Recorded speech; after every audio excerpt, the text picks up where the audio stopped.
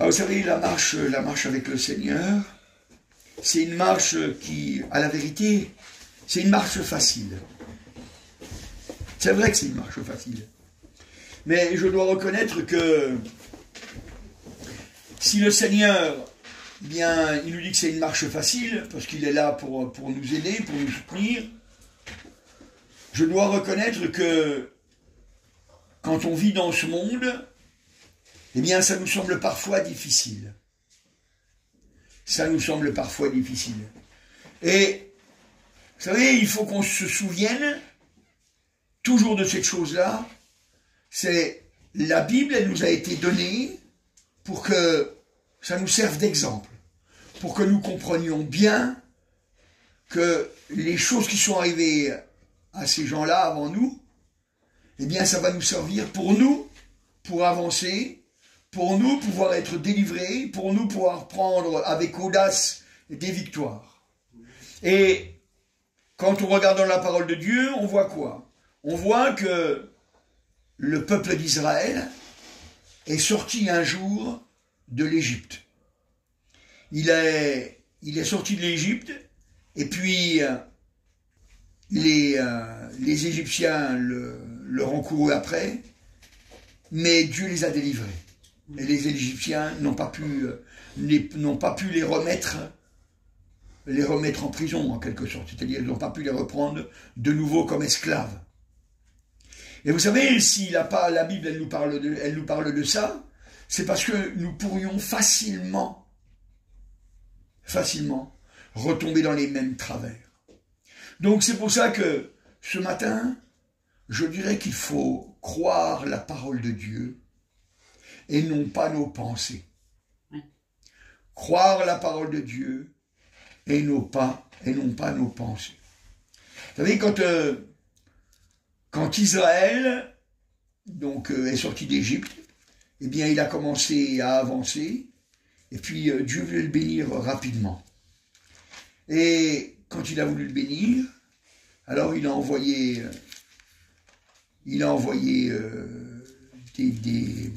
des espions qui sont rentrés dans le bon pays, dans le pays promis.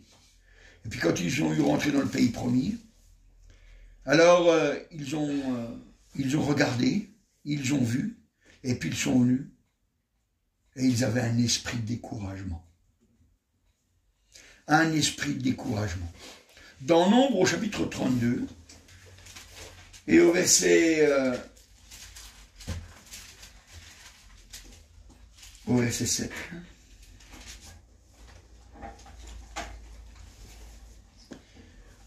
Il dit: pourquoi voulez-vous décourager les enfants d'Israël de passer dans le pays que l'Éternel leur donne? Alors là, c'est pas au moment où les espions sont retournés là-bas pour revenir, mais vous allez voir que c'est toujours la même histoire. Et il dit: pourquoi voulez-vous décourager les enfants d'Israël de passer dans le pays que l'Éternel leur donne? Ça, c'est après, une fois qu'ils ont eu conquis. Et quand je dis qu'ils ont conquis, c'est-à-dire ils avaient passé dans un pays, ils l'avaient vaincu, mais c'était pas le pays que normalement que Dieu avait prévu de leur donner, mais le peuple voudra faire ça, et il voudra rester dans ce pays, et ils savent que c'est un esprit de découragement. Mais si je vous lis ça, c'est pour vous montrer que les choses n'ont pas changé. Si on revient dans Nombre encore, au chapitre 13, Nombre, chapitre 13, et vous pourrez voir que, encore aujourd'hui, les choses sont toujours les mêmes. Parce que c'est ça qu'il faut comprendre. C'est que les choses n'ont pas changé. Le cœur de l'homme est toujours le même. On a juste changé autour le décor. On a changé, c'est-à-dire on a mis de la technologie, on a mis toutes sortes de choses. Mais le cœur de l'homme n'a pas changé. Le cœur n'a pas changé. Et quand on regarde, là, maintenant, on vient au retour des espions qui ont été visiter le pays promis. Et il est dit au verset 33, Nombre, chapitre 13 et au verset 33. Alors on pourrait lire depuis le verset 32. Et ils décrièrent devant les enfants d'Israël le pays qu'ils avaient exploré. Ils dirent, le pays que nous avons parcouru pour l'explorer est un pays qui dévore ses habitants. Tous ceux que nous y avons vus sont des hommes d'une haute taille. Et verset 33. Et nous avons vu des géants, enfants d'Anak, de la race des géants. Nous étions à nos yeux et aux leurs comme des sauterelles. Vous voyez? Il décourage. Il décourage. Il dit, nous avons vu des géants. Et puis, ils disent, nous étions à nos yeux. Nous étions à nos yeux. Donc, c'est-à-dire, ils se mettent à croire leurs pensées. Nous étions à nos yeux et aux leurs. Et aux leurs. Ils ne voyaient pas à travers les yeux de leur ennemi, mais ils se l'imaginent. Donc, ils se mettent à croire leurs pensées. Et quand on se met à croire nos pensées, eh bien, même si on voit un bon pays, eh bien, on n'est pas prêt à y aller. On n'est pas prêt à y aller. Vous savez, mes frères et sœurs, on est en route vers le ciel. C'est un combat, une lutte. Il faut persévérer, il faut tenir. Et il y aura toujours quelque chose qui sera là pour essayer de vous décourager. Toujours quelque chose. C'est un danger de se détourner du chemin, de l'objectif que Dieu il a pour nous. C'est un danger. Nous, on doit partir à la rencontre du Père. Jésus est le chemin, et on a pour objectif d'aller à la rencontre du Père, de rentrer dans le ciel. Eux, ils avaient pour objectif de rentrer dans le bon pays promis que Dieu leur avait donné. Nous, Dieu, il nous a donné un pays aussi, le ciel, pour qu'on y vive, pour qu'on aille le rencontrer. Et puis, encore dans Nombre chapitre 14, et au verset 9,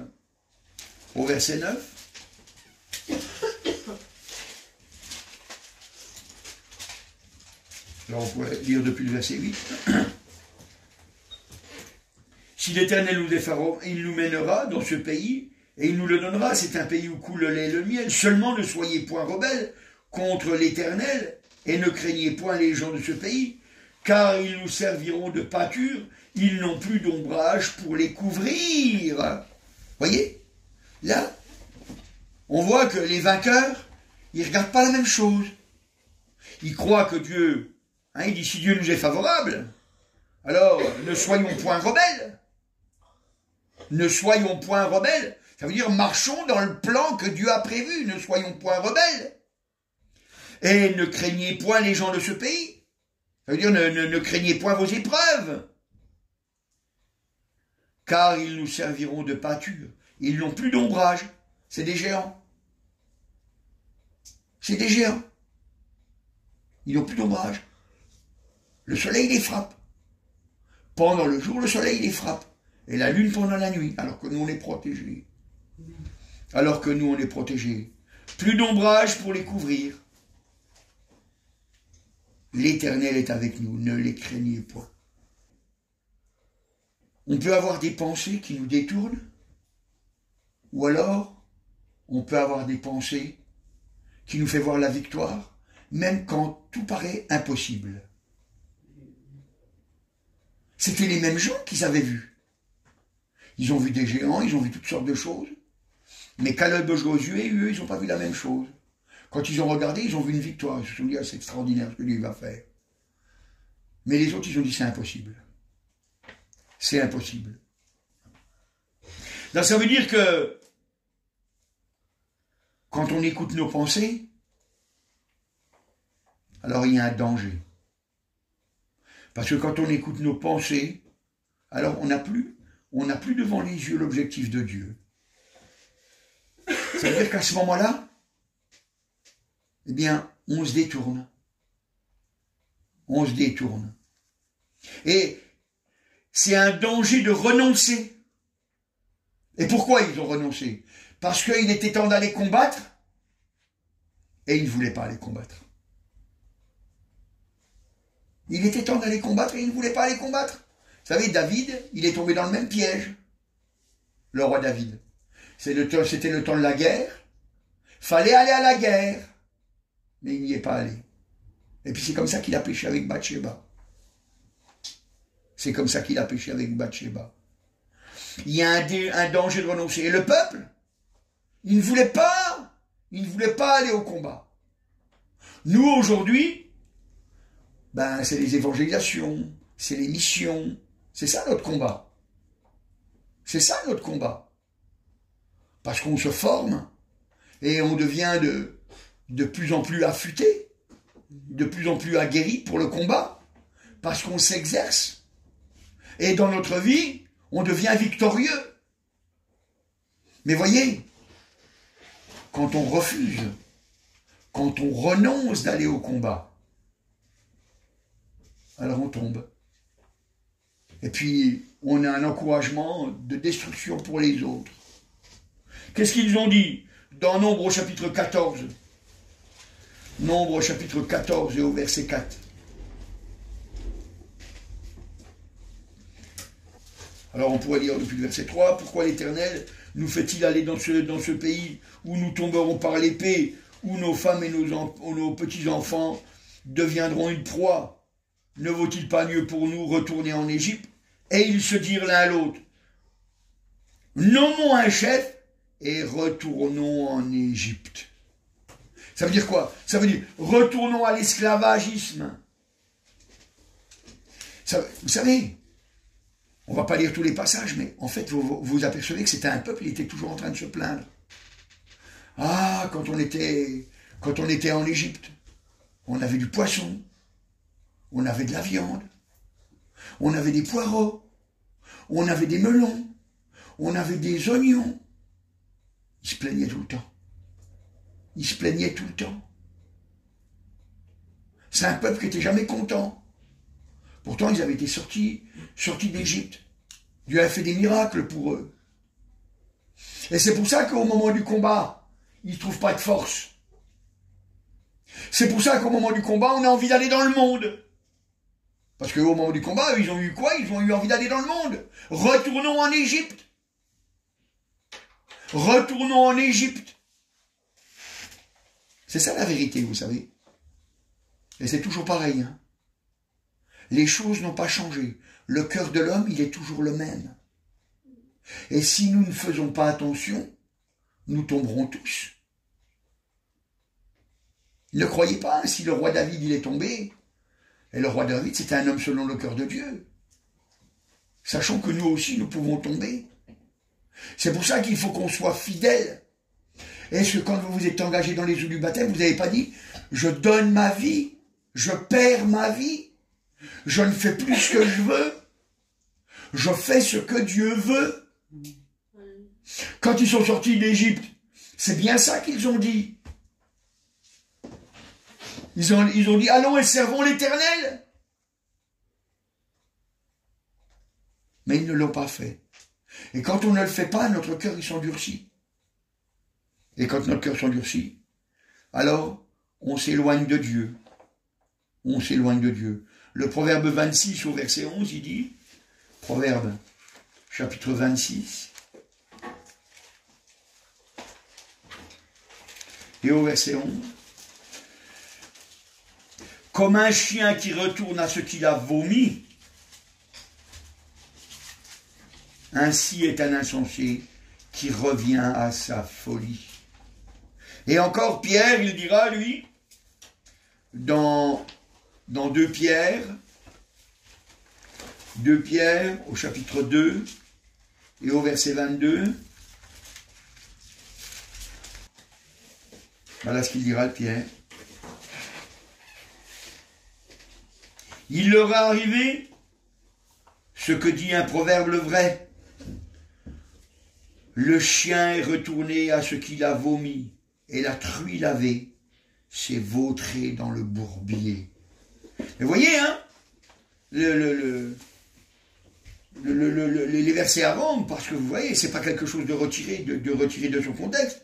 Il dit, si on peut lire depuis le verset 20, en effet, si après s'est retiré des souillures du monde, par la connaissance du Seigneur et Sauveur Jésus-Christ, ils s'y engagent de nouveau et sont vaincus, leur dernière condition est pire qu'à la première. Car mieux valait pour eux n'avoir pas connu la voie du Seigneur que de l'avoir connu et se détourner du saint commandement qui leur avait été donné. Vous voyez, puis après, il dit, il leur est arrivé, etc. Vous voyez? Donc on voit que les choses n'ont pas changé. Les hommes d'avant, ce sont les mêmes hommes que les hommes d'aujourd'hui. C'est pour ça que quand on lit la parole de Dieu, on peut tirer un enseignement. Et c'est pour ça que quand on regarde dans la parole de Dieu, on peut trouver aujourd'hui les mêmes choses. Les mêmes choses. C'est pour ça qu'on dit toujours, une fois j'avais dit à Miguel, excusez-moi, je le dis devant tout le monde, mais une fois j'avais dit à Miguel, parce qu'il s'éloignait tout le temps, j'ai dit, Miguel, celui qui s'éloigne, il fait ce qui lui plaît. Il s'irrite contre tout ce qui est sage. Et c'est vrai. Et Miguel, merci Seigneur, il l'a bien pris, et puis il est revenu. Il a compris que faut pas qu'on s'éloigne. On est en train de travailler ensemble pour aller dans le ciel. C'est quelque chose qu'il faut comprendre. On est là pour avoir des forces ensemble, pour grandir ensemble. Vous savez, hein, comme disait le frère Canet, c'est comme les pierres dans une rivière, vous savez. Le courant, quand il passe, alors des fois le courant il est faible, hein. Alors il ne se passe rien au fond de la rivière. Puis des fois le courant il est fort, et quand le courant il est fort, eh ben ça soulève du limon, et puis ça soulève les cailloux. Et puis quand le courant est vraiment fort, ça se met à rouler et les cailloux ils se tapent entre eux. Ils se tapent entre eux. Et puis vous arrivez à un moment donné, ça les arrondit. Ça les arrondit. Et puis, après même quand le courant il est fort, l'eau elle ne fait que de passer dessus. Et ça reste toujours calme, parce que, à force d'arrondir les pierres, eh bien, ça se passe bien. Et dans une église, c'est comme ça. Pourquoi le Seigneur, il dit, il ajoutait à l'église ceux qui étaient sauvés? C'est pour qu'ils apprennent. Vous promenez à la première église. Qu'est-ce qui se passait dans la première église? Ils se disputaient. Les uns qui disaient, les femmes des Lévites, ils étaient moins considérés que les femmes des autres. C'est ça la vérité. C'est ça la vérité. Mais faut comprendre que la Bible est là pour nous enseigner. Et le diable, lui, ce qu'il veut, c'est la mort de l'Église. Et la mort de l'Église, ça veut dire la mort de chacun de nous. C'est ça que ça veut dire. Et c'est pour ça que, vous voyez, quand on regarde dans la parole de Dieu, eh bien, on ne doit pas être une truie lavée. On doit être quelqu'un de transformé. Parce que la truie lavée, elle reste une truie. Elle reste une truie. Et une truie lavée, elle n'a qu'un seul désir, c'est d'aller se remettre dans le bourbier. Elle n'a qu'un seul désir, aller se remettre dans le bourbier. C'est pour ça que Dieu nous change, il nous enlève nos habits sales. C'est pour ça qu'il nous transforme. C'est pour ça qu'on parle toujours, on dit, faut demander pardon pour nos péchés. C'est pour ça qu'on dit qu'on doit chercher la sainteté.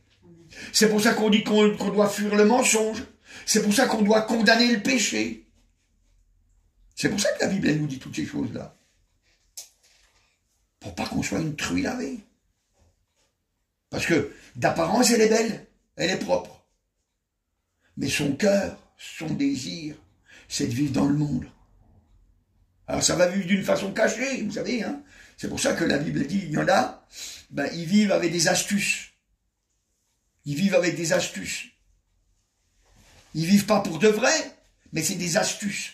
Alors, devant les autres, c'est des saints. Hein. L'auréole est bien brillante, ça brille. Hein.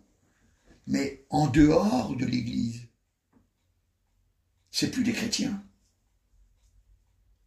On doit être chrétien à l'Église, mais on doit être chrétien à l'extérieur, parce qu'à l'extérieur, on a un témoignage à donner. On a un témoignage à donner. C'est pour ça que c'est des combats, pour ça que c'est des luttes. Parce que quand on est au travail et que c'est difficile, moi je l'ai été au travail. Et puis vous avez un chef, il domine sur vous, c'est un méchant. Et puis il faut lui rendre du bien. Alors qu'il nous fait du mal. alors qu'il est injuste. C'est pas facile, hein? Mais c'est le plan de Dieu. C'est le plan de la réussite. N'oubliez pas que le Seigneur, il dit, à moi la vengeance, à moi la rétribution. Il se vengera de ceux qui nous font du mal. Pour l'instant, c'est pas le temps de la vengeance. Pour l'instant, c'est le temps de la perfection, du perfectionnement. On se perfectionne. Pour l'instant, c'est ça. Donc, on veut pas être une truie lavée. Mais on veut être un vrai enfant du Seigneur. Un vrai enfant du Seigneur. Parce qu'on ne va pas se vautrer dans le bourbier. On ne va pas se vautrer dans le péché. Parce qu'on lutte contre le péché. On a honte du péché. Parce qu'on sait qu'à ce moment-là, eh bien, on crucifie pour notre part le Seigneur Jésus. Quand on se vautre dans le péché. Voyez?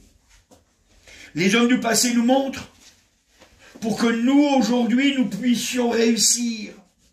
Dieu nous a donné sa parole pour que nous ne fassions pas des faux combats. Pour que nous ne soyons pas un découragement pour les autres. Pour ne pas les empêcher de combattre. Parce que vous savez, il y a des conséquences tout le temps. Parce que quand vous regardez dans la parole de Dieu, ben, c'est terrible. C'est terrible. Après, on voit que ces hommes, après, ils ont voulu aller combattre. Mais c'était plus la volonté de Dieu, c'était plus le moment. Il y avait un moment pour le Seigneur. Il y avait un moment pour le Seigneur, regardez voir. Alors, on va lire depuis le verset 39, Nombre chapitre 14, depuis le verset 39.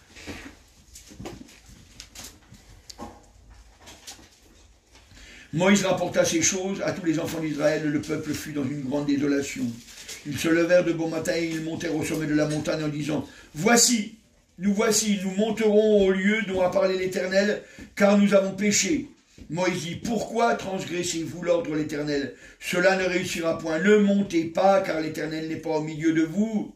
Ne vous faites pas battre par vos ennemis, car les Amalécites, les Cananéens sont là devant vous, et vous tomberez par l'épée, parce que vous vous êtes détournés de l'Éternel. L'Éternel ne sera point avec vous. Ils s'obstinèrent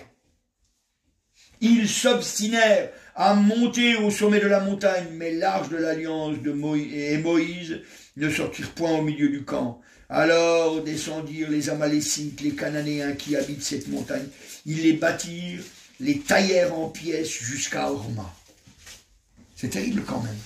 Vous voyez, ils veulent pas obéir, puis après ils veulent, quand Dieu il dit, bah, faut pas y aller alors maintenant, puisque vous voulez pas y aller, vous y allez pas. Maintenant vous y allez pas. On va faire autre chose. Puis, bah tu veux pas qu'on y aille? Eh ben on va y aller quand même. C'est ça que ça veut dire. C'est ça que ça veut dire. Vous savez, c'est quand notre cœur, vous voyez, quand notre cœur, il trouve des justifications. Il trouve des justifications.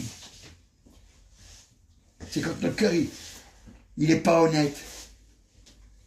Quand notre cœur, il n'est pas honnête, alors il trouve des justifications. Il va même essayer de trouver des versets. Il va essayer des choses. Mais dans le fond, il ne veut pas obéir. Dans le fond, il ne veut pas obéir. C'est un danger. C'est un faux combat. C'est un faux combat. Ils sont montés sur la montagne alors qu'ils savaient qu'il ne fallait pas y monter. Il ne fallait pas y monter. Et, vous savez, ils ont été rebelles contre qui? Mais c'était contre Moïse et Aaron qu'ils étaient rebelles. Mais dans la réalité, c'était contre Dieu. Regardez voir. Nombre chapitre 14 et au verset 2. Nombre chapitre 14 et au verset 2. Alors on peut lire depuis le verset 1.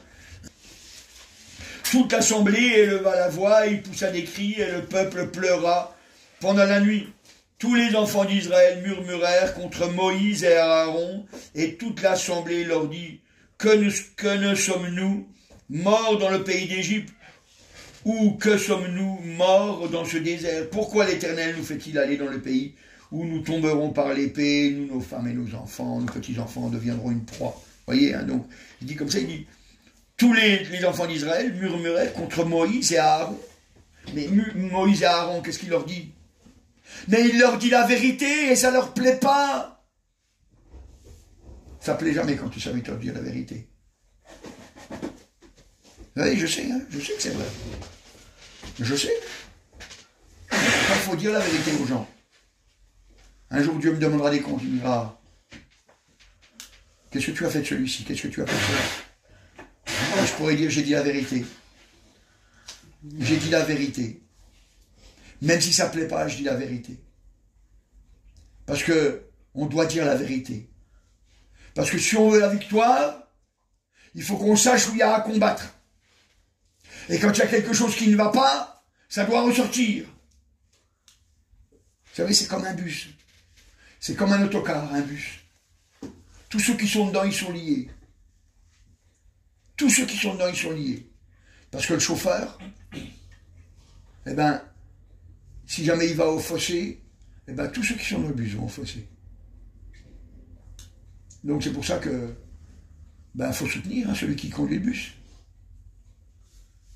Faut soutenir celui qui conduit le bus. Mais vous savez, si jamais vous n'êtes pas dans le bus, alors vous en êtes dans un autre. C'est soit c'est un bus qui va au ciel, soit c'est un bus qui va en enfer. Il n'y a pas d'autre choix. Il n'y a pas d'autre choix. Et vous voyez, quand on mène des faux combats, alors on a cette tendance de vouloir décourager les autres. C'est pour ça que toute la nuit, ils ont pleuré, puis... Mais c'est pas grand monde, hein. C'est 10 personnes. 10 personnes qui ont découragé toute une assemblée, tout un peuple. 10 personnes. C'est plus facile de décourager que d'encourager. L'encouragement, c'est un combat. Décourager, c'est une plainte. C'est une plainte. C'est pour ça que je dis on doit croire la parole et ne pas nos pensées. Parce que nos pensées nous font croire n'importe quoi. Proverbe 18:2, il dit « Ce n'est pas à l'intelligence que l'insensé prend plaisir, c'est à la manifestation de ses pensées. » C'est à la manifestation de ses pensées, ben oui. Parce que ce qui l'intéresse, c'est ce qu'il pense. Le plaisir qu'il va avoir, la vie qu'il va avoir. C'est pas l'âme. Parce que l'âme, c'est un combat. L'âme, c'est une lutte. L'âme, c'est une lutte.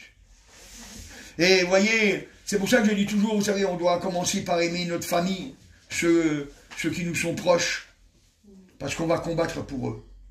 Ça veut dire que nous, on va rester fidèles, pour leur montrer qu'il faut être fidèle, leur montrer que c'est en persévérant dans la fidélité qu'ils pourront voir combien Dieu nous bénit, alléluia, et voir que Dieu est avec nous. Il y a un danger dans nos pensées parce qu'ils prennent la place du Seigneur. Ils prennent la place du Seigneur.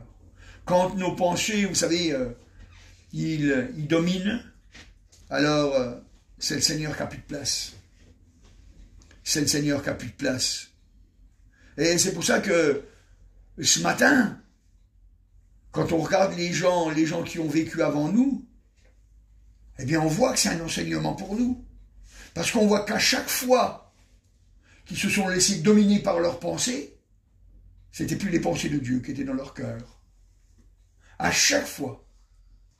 Et vous savez, des fois, le sentiment, c'est terrible.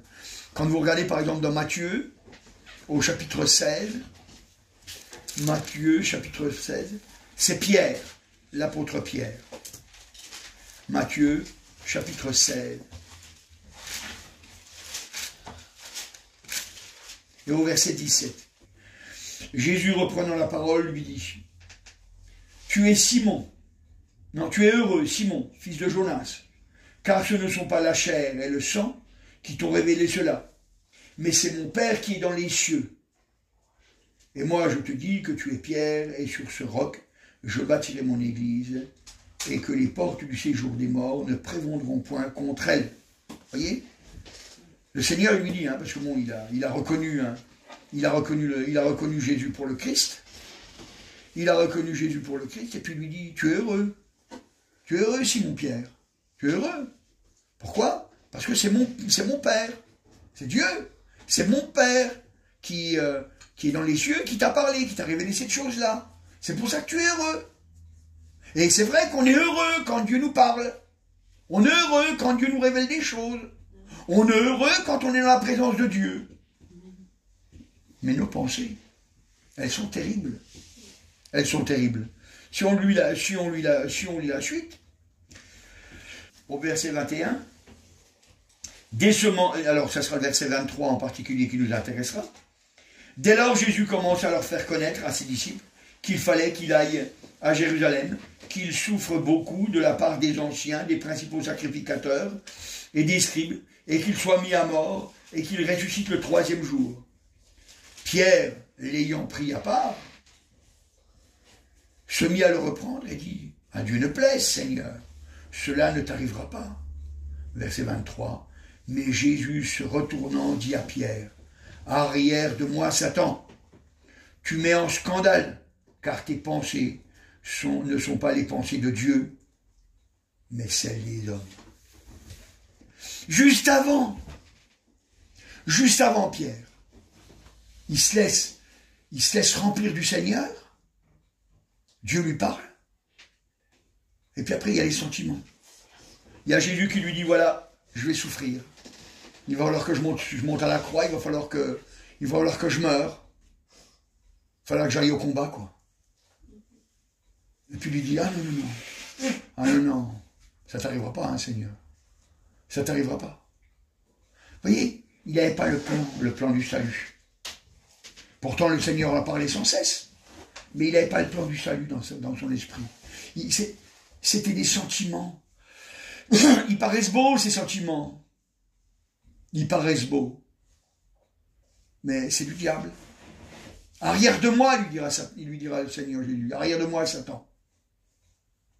Arrière de moi, Satan. C'est Satan qui parle à travers la bouche de Pierre pour essayer de décourager le Seigneur. Et vous savez, nous, c'est pareil. C'est pas le tout d'avoir été rempli du Seigneur. C'est pas le tout. Faut le rester. C'est pas du tout la même chose. C'est pas du tout la même chose. Vous savez, dans les religions, on vous dira pas ça. Dans les religions, on vous fera faire des trucs, des astuces, pour essayer de gagner. On vous dira, faut donner la dîme. On vous dira, faut faire des bonnes œuvres. On vous dira, et c'est pas faux. Et c'est pas faux. Mais ce qui est faux, c'est que ça ne vous donne pas la présence du Seigneur. Parce que c'est l'inverse. C'est parce qu'on a la présence du Seigneur qu'on fait ces choses-là. Parce qu'on travaille dans l'œuvre du Seigneur. Et non pas parce qu'on fait ces choses-là, on a la présence du Seigneur. C'est l'inverse. C'est parce qu'on a la présence du Seigneur, on est convaincu de ce qu'on fait. On est convaincu. C'est pas nos sentiments, c'est pas nos pensées, c'est pas nos désirs. C'est l'œuvre de Dieu. C'est la parole de Dieu qui nous le dit. C'est pour ça qu'on le fait. Parce qu'on croit que ça a été écrit pour nous. Pour nous qui sommes parvenus à la fin des temps. Et comme on croit cette chose-là, alors on obéit. Non pas parce qu'on est obligé, parce qu'on est contraint, mais parce qu'on sait que c'est notre avantage. On sait que c'est un gain pour nous. C'est pour ça qu'on obéit. C'est pour ça qu'on obéit. Et le Seigneur, à ce moment-là, il ne nous dira pas « arrière de moi, Satan ».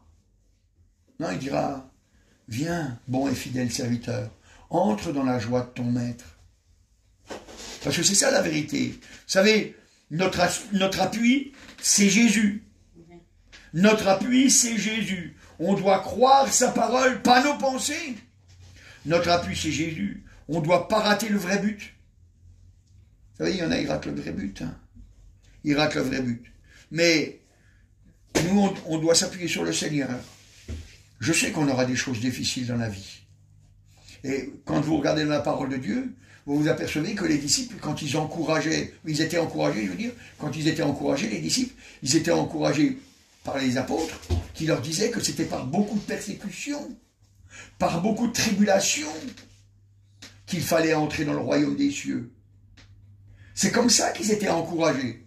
On leur disait, sachez-le, il va falloir lutter, il va falloir combattre. Ça ne va pas être facile. Parce que c'est une lutte contre notre mauvais cœur.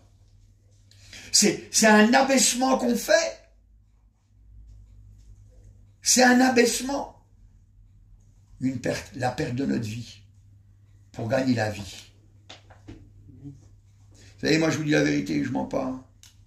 Depuis que j'ai donné mon cœur au Seigneur, je vois que on a beau combattre, hein. Le Seigneur est toujours là. Il ne nous abandonne jamais. Et on peut vraiment s'appuyer, se reposer sur lui.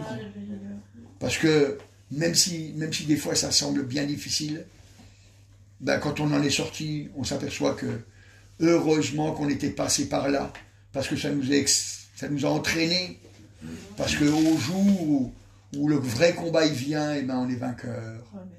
On est vainqueur, alléluia. C'est pour ça que la Bible dit dans l'évangile de Jean, au chapitre 14, c'est le Seigneur qui parle, évangile de Jean, chapitre 14, et au verset 1, il dit « Que votre cœur ne se trouble point, croyez en Dieu et croyez en moi. Croyez en Dieu et croyez en moi. » Et puis après, il parle du ciel, hein. Il y a plusieurs demeures dans la maison de mon Père. Si cela n'était pas, je vous l'aurais dit, mais je vais vous préparer une place. On doit s'appuyer sur le Seigneur. Notre cœur, alléluia, doit s'appuyer sur le Seigneur. Et si jamais nos pensées nous disent des choses qui, au bout du compte, on s'aperçoit que ça nous éloigne de la parole de Dieu, du travail qu'on doit faire, du combat qu'on doit mener, de la lutte pour rester en vie, alors faut rejeter. Faut rejeter. Vous savez, hein, faut regarder les choses comme elles sont réellement. Notre appui, c'est Jésus. Ne ratons pas le vrai but. Ne ratons pas le vrai but. Nous allons perdre notre vie. Parce que c'est comme ça qu'on la gagne. Et c'est comme ça qu'on gagnera ceux qui marcheront avec nous. Alléluia. D'ailleurs, quand vous regardez encore, toujours dans l'évangile de Jean, au chapitre 14, et au verset 27, il dit « Je vous laisse la paix, je vous donne ma paix. Je ne vous donne pas comme le monde donne, que votre cœur ne se trouble point et ne s'alarme point. » Et il savait qu'en laissant les disciples, ils allaient aller combattre. Hein. Mais le Seigneur, il est dans la gloire et il nous donne sa paix. Parce qu'on est avec lui. Parce qu'on est avec lui. Il nous donne son Saint-Esprit. Tout ce qui nous est nécessaire, on l'a pour être des vainqueurs. C'est pour ça qu'on n'a pas peur. On n'a pas peur. D'ailleurs, David, quand il était pourchassé par Saül, il n'a pas fait de mal hein, à Saül. Il a toujours été bon avec lui. Même quand Saül voulait le tuer. Jamais. Une fois, il a pris sa cruche avec sa lance. Il aurait pu, ça prouvait qu'il pouvait le tuer, qu'il était vraiment tout près. Dieu avait endormi tout le monde. Dieu avait endormi tout le monde. Mais, donc il avait dû se sauver à l'étranger, donc il était parti dans le pays des Philistins, qui était ennemi parce qu'il savait que là, bon, les Philistins, ils pensaient qu'ils avaient gagné, mais lui, il n'était pas gagné, au contraire, il les détruisait de l'intérieur.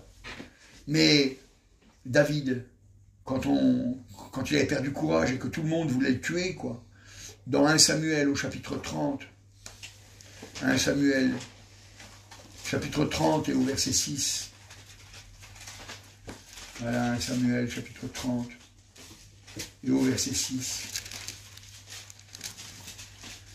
Verset 6, il est écrit « David fut dans une grande angoisse, car le peuple parlait de le lapider, parce qu'ils avaient tous de l'amertume dans l'âme, chacun à cause de sa fille, de son fils et de ses filles, Mais David reprit courage en s'appuyant sur l'Éternel, son Dieu. » David reprit courage en s'appuyant sur l'Éternel, son Dieu. Et nous, on doit prendre courage, on doit dire non. C'est pas mes pensées qui vont me dicter ma vie. C'est pas ce que je pense, c'est pas ce que je vois qui doit dicter ma vie. C'est la parole de Dieu. C'est la parole de Dieu. Alléluia. Et vous savez, quand il a repris courage, après il est allé, et puis hop, il a su demander à l'Éternel, et puis l'Éternel a mis quelqu'un devant lui qui lui a dit où était tout le peuple, quoi. Et puis ils ont tout récupéré. Vous voyez? Mais le courage, on le reprend, c'est sur l'Éternel. Vous savez, c'est pour ça que je vous ai toujours dit, et je vous le dis encore, hein, ne vous appuyez pas sur moi. Hein. Moi, je ne suis pas Dieu, je suis un homme comme vous. Hein. Ne vous appuyez pas sur moi, hein, appuyez-vous sur la parole de Dieu. Hein. Parce qu'un homme, c'est un homme. Hein. Parce que vous savez, si vous vous appuyez sur moi, le jour où ça ne se passera pas bien entre vous et moi, eh bien, vous abandonnerez. Mais si vous vous appuyez sur le Seigneur, vous aurez pitié de moi. Vous prierez pour moi. Vous lutterez pour moi. Et vous aurez votre récompense quand viendra le moment de la récompense. Parce que Dieu sait. Dieu connaît toutes choses. Et il voit. Alléluia. Gloire à Dieu. Et voyez, c'est pour ça que ce matin, eh bien, on doit accepter que Dieu va tout nous donner, tout ce qui nous est nécessaire pour la vie, parce qu'on s'engage avec lui. Et vous savez, c'est comme ça qu'on pourra reprendre courage. Quand vous regardez, on va pas le lire, mais c'est quand, dans Matthieu chapitre 14, hein, vous savez, c'est quand Jésus, il marche sur l'eau, et puis que Pierre, il prend courage, et puis il dit, si c'est toi, alors ordonne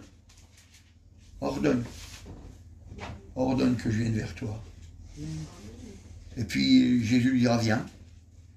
Et au verset 31, aussitôt Jésus étendit la main, le saisit et lui dit, homme de peu de foi, pourquoi as-tu douté? Vous voyez, c'est vrai qu'il a enfoncé dans l'eau Pierre.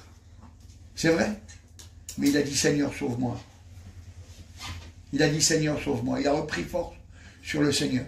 Pourtant, Pierre, il savait nager. Hein, parce que quand on regarde dans l'évangile de Jean, tout à la fin de l'évangile de Jean, quand le Seigneur, il est sur le rivage, et puis qu'il est en train de leur cuire du poisson, et puis qu'il entend, c'est le Seigneur, parce que c'est Jean qui l'a reconnu, eh bien, il se rhabille, et puis il saute dans l'eau, pour aller auprès du Seigneur. C'est qu'il sait nager. Mais là, il n'a pas compté sur ses forces. Il a dit, Seigneur, sauve-moi. Le Seigneur, il a tendu la main pour l'arracher. Mais le Seigneur lui a dit la vérité. Il n'a pas dit, ouais, c'est pas grave. Il a dit, pourquoi as-tu douté, homme de peu de foi? Le Seigneur, il dit, hein. Il dit. Il dit. Et vous voyez, c'est vraiment quand on s'appuie sur le Seigneur que on voit la gloire de Dieu se manifester. Et cet homme, Pierre, après, ben, vous verrez par la suite, hein, que c'est un homme, il fera des miracles selon ce que le Seigneur avait dit. Le Seigneur, il nous guide, il nous donne. C'est pour ça que dans Matthieu, au chapitre 6, et au verset 33, et ça sera le verset qu'on lira, mais avant de lire le verset 33, on va lire le verset 30 qui dit « Si Dieu revêt ainsi l'herbe des champs, qui existe aujourd'hui et qui demain sera jetée au four, ne vous vêtira-t-il pas à plus forte raison, gens de peu de foi ?» Donc c'est-à-dire, il ne faut pas que tu aies peur de manquer. Tes besoins de la vie de tous les jours, tu les auras. Tu les auras, c'est le Seigneur qui s'engage. C'est pas moi qui vous dis ça, c'est le Seigneur qui s'engage. Et c'est pour ça qu'il nous dit au verset 33, il dit, cherchez premièrement le royaume et la justice de Dieu. Cherchez premièrement. Et à chaque fois que dans notre vie, il y a quelque chose qui se présente, on dit, quelle est la volonté du Seigneur. Cherchez premièrement le royaume et la justice de Dieu. Et le frère Canel, il lui disait toujours comme ça, il disait, on te fait une proposition, réfléchis. La proposition, c'est quelle est la chose qui va te rendre le plus humble? Qu'est-ce qui va t'humilier? Réfléchis bien, qu'est-ce qui va t'humilier? C'est ça?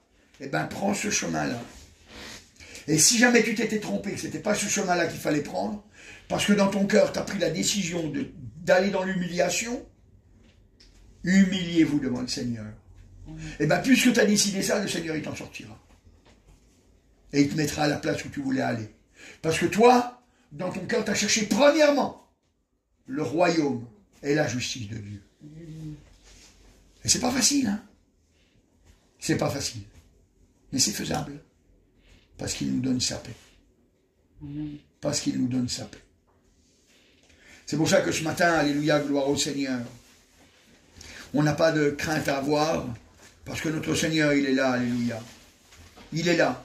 Et c'est pour ça que le Seigneur, il nous dit dans sa parole, et ça sera vraiment le dernier verset que je vais lire,